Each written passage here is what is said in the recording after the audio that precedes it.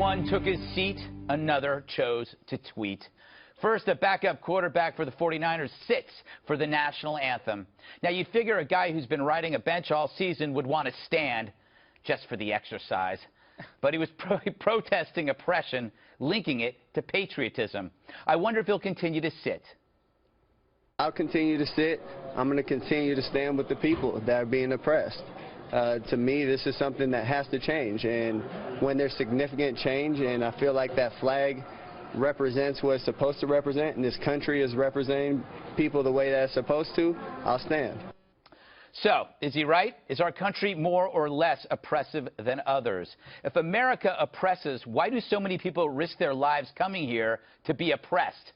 We do know this. Our flag represents a country where you don't have to stand up. That is the opposite of oppression, you dope. People died, so you have that right to sit and mope. And in return, we can choose to mock or ignore the pampered athlete who seeks such attention. Meanwhile, Donald Trump keeps tweeting. This one after another shooting death in Chicago. He tweets, Dwayne Wade's cousin was just shot and killed walking her baby in Chicago. Just what I've been saying. African Americans will vote Trump. So after a mom's shot dead, your first instinct is to shout, I told you so. Is it our fault to expect more from a candidate, please? Bottom line, both acts of expression do nothing to unify this country. Instead, they overshadow one fact, that it took a star athlete's relative to die in Chicago for that violence to once again matter. Trump's tweets are infantile, and the QB was selfish. But they didn't kill anyone, nor will their actions save anyone either. There's a theory, a conspiracy going around, Jesse. I'm the right man to ask about that. Eric is out, so you're our conspiracy guy. He's pursuing it. Yes. Obama did it. Yes, there you go. Kaepernick, did he do this?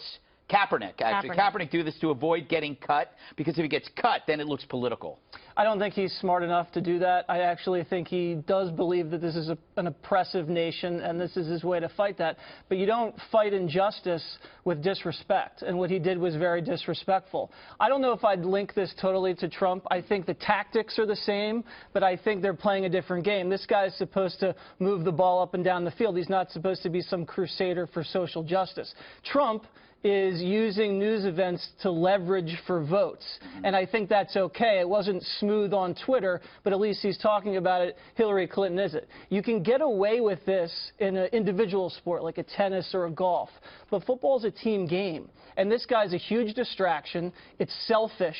He better get used to sitting down on the bench because he's going to get cut. No one's going to put up with this anymore. He's a huge headache. And, you know, talk about oppression. People come to this country not to be oppressed, but to make a lot of money. And a lot of people died fighting oppression. Nazis, communists. A lot of people would love to be able to stand up, but they're in wheelchairs. So this guy's a joke. I don't think he'll ever play again. And, you know, he can do whatever he wants, though, because this is a great country.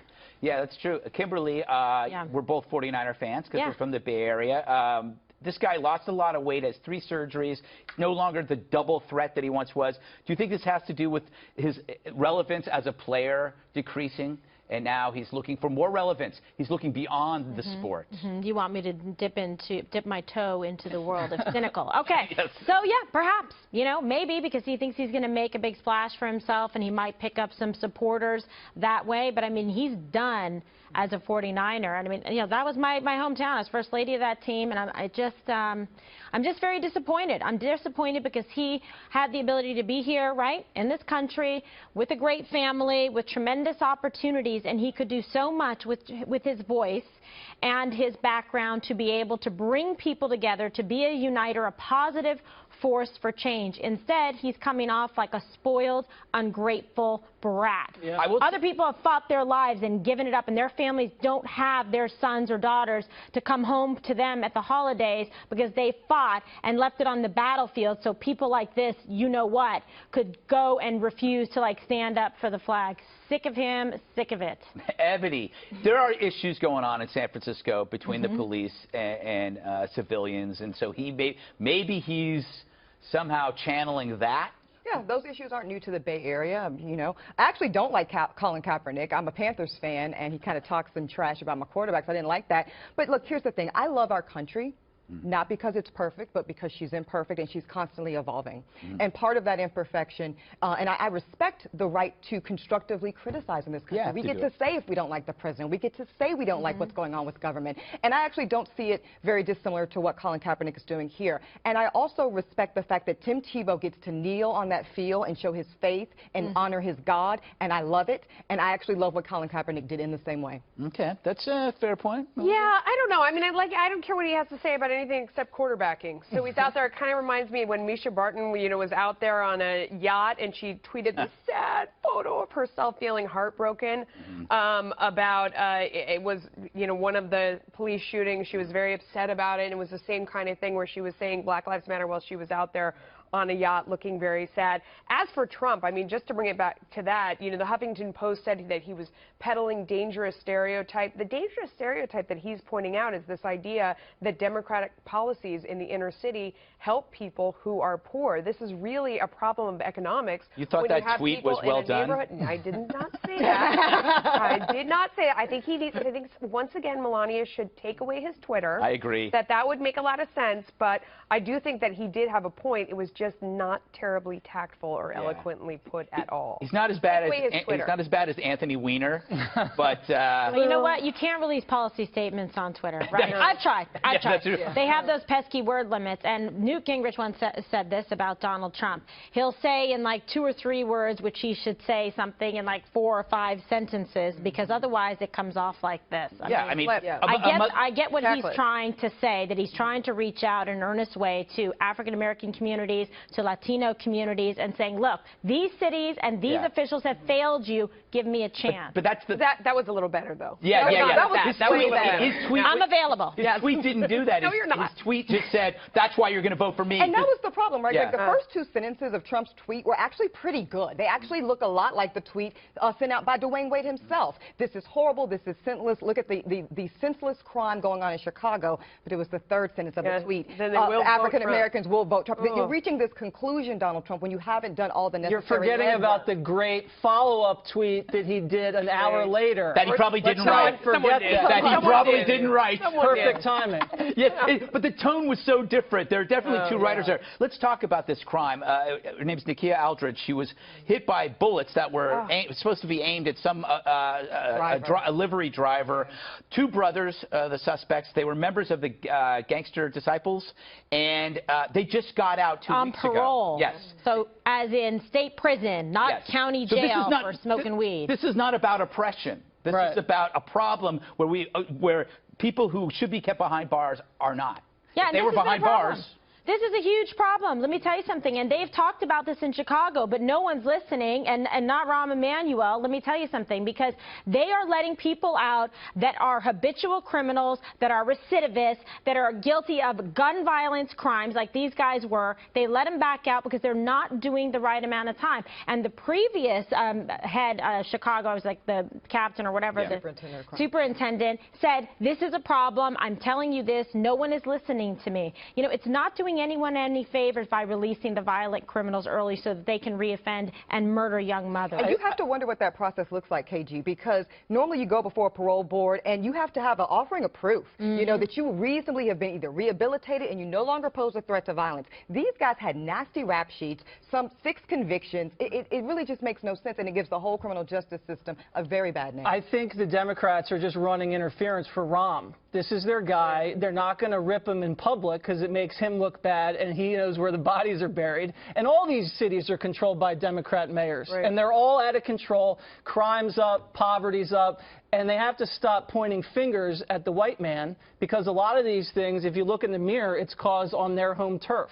And if Trump can make an appeal like he's going to do on Saturday and get into these black precincts and say, hey, what have they done for you lately? If they can peel off 5% of that black vote, that's trouble in a swing state like a Pennsylvania or a Florida. But is Trump going to effectively be able to do that with this kind of tweet? I think that's kind of the point here. Well, we'll see the whole speech. Can we, speaking of, by the way, I have a new nickname for Rahm, CD-ROM. CD-ROM, you like that? Nice play on words. Eddie Johnson, he's the superintendent of Chicago Police Department. This is on responding to Donald Trump's tweet.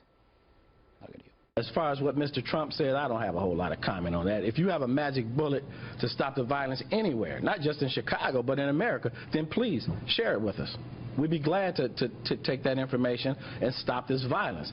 What do you? Not the best metaphor, but the fact is, I mean, you know, Donald keeps saying he's going to fix this and fix this, but how is he going to do it? And I know how. I know how. Yeah. Yeah.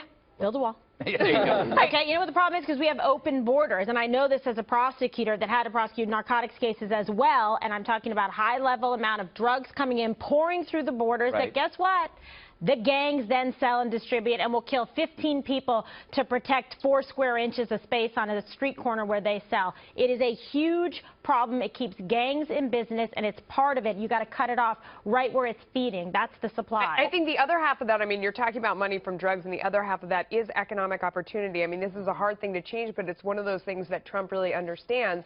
If you have nothing, you have nothing to lose. And that's when you see people tearing apart their own part of the city, right, because they have no investment in it, no personal investment. They have no hope for the future. They, you know, the educational system has failed them. There has to be a way to get people back to work, get them invested in the future instead of feeling so hopeless and behaving this way. And what about what about the demand? You're talking about supply.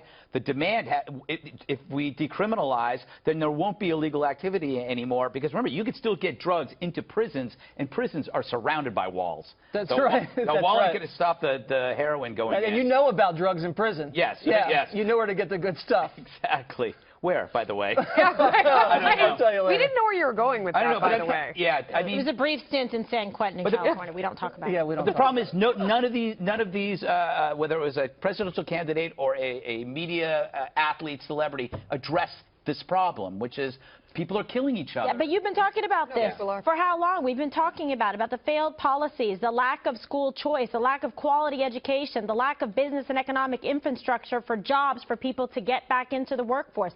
These are not new problems, but guess what? They're highly prevalent in liberal and democratic-controlled cities. Where is the outrage about that? That's the point, right? I mean, why aren't they demanding something be done? Instead, you have the NAACP saying, oh, no, we're not for school choice or vouchers. Or charter schools, and that No, that's exactly it. I mean, it's about schools, it's about opportunity. We saw the same thing in New York, and I know everybody keeps belaboring the example of Rudy Giuliani, but this city was so hopeless in the 90s, and under Dinkins, Giuliani came in and really turned it around in a lot of areas that people thought were hopelessly lost to crime. That wasn't the case. I want to say this, though. I think that Ulay's and Jesse and Greg, you're talking about really excellent points, but the messenger also matters. Right, and that's really important. So we can sit here at this table and come up with great solutions. It's a good point. Right, that KG, no, you're right. What, that KG's talking about in school choice and all this, but if the credibility is not there with the messenger, the sincerity. Trump doesn't have street cred? He's got more street cred than Hillary Clinton. It could have been Hillary's been in Chappaqua living up a